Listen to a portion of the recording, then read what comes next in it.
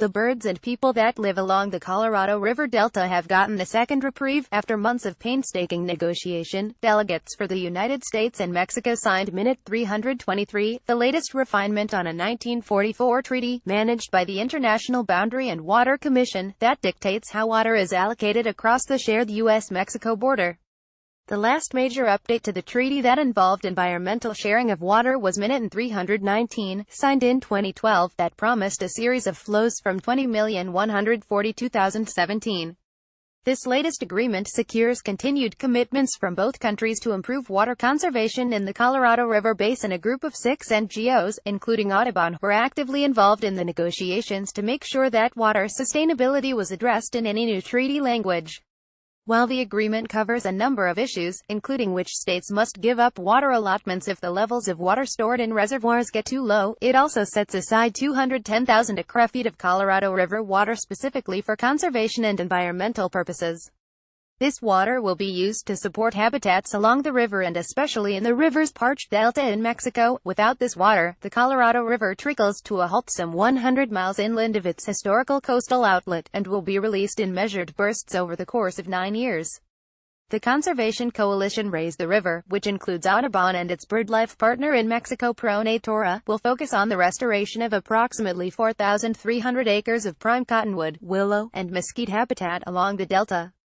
The first flow in 2014 was followed by the planting of more than 200,000 native cottonwood trees. An initial assessment by Audubon and its partners showed that the 2014 release improved habitat, and 1,100 acres of new habitat had been created.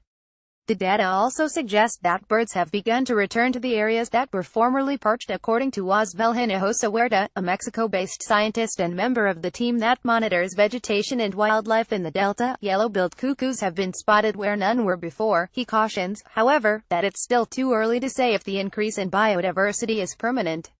While the 20,142,017 flows came mostly as a couple of large pulses, the Minute 323 allocations will focus on smaller volumes that will help preserve a baseline amount of water in the delta ecosystems over a longer period of time. According to Jennifer Pitt, Audubon's Colorado River Program Manager, this new regimen is based directly on the results of the long-term monitoring studies. The negotiations around the sharing of Colorado River water between the U.S. and Mexico is just one facet of the myriad challenges involved in managing water in the arid western U.S. As the population grows, the demand for water increases. At the same time, climate change is making an already arid climate even drier. Understanding all of the various facets affecting Western water use is critical to making big-picture, sustainable decisions. To help in that effort, Audubon recently released its analysis of the situation in its Birds and Water in the Arid West report, which explores the importance of water in all of its forms, saline lakes and rivers in the Colorado River Basin, to bird populations. The report plots out how overdrawing water from the landscape will negatively affect everyone, including the humans, who depend on it. While Minute 323 won't solve all of the West's water woes, that will only come with a concerted efforts on behalf of the states that depend upon the Colorado and its tributaries. It's a powerful tool to push for more sustainable water management throughout the region, and provides critical support for efforts to protect the birds that also need this vital resource.